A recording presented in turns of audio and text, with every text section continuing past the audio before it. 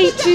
send a message to the far right, to Nigel Farage, to Reform and everyone that is targeting our area in Tower Hamlets in the east end of London, that we will not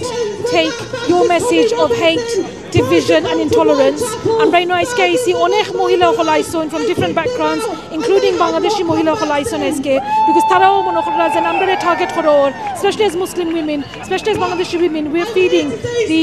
the attacks, we're feeling the sense of division and intolerance. And amra we're sending a very strong message from Tower Hamlets that বাইরে থেকে মানুষ আইয়া আমরা এরিয়ার মাঝে division কোজ করা, intolerance spread করা, hatred spread করা, এটা কিন্তু ওয়েলকাম নাই। আর আমরা ভয়েস রেজ করলাম as well। আমরাও কিন্তু 90s এর মাঝে 70s এর মাঝে বাংলাদেশি মহিলা হলে ফাইট করছিল, তারা করতে গিয়েও ফাইট করছে, তারা সামনে দিয়ে আইয়া ফাইট করছিল, বিএনপি যে সময় আই লাভ ডগস যে সময় তারা আইছিল, তারা কাউন্সিলর তারা ইলেক্ট করছিল, বাংলাদেশি মহিলা হল আসলা ফাইটের মাঝে। সো আজকে আমরা এগেন আমরা আবার এইছি বিকজ আমরা জানলাম যে আমরা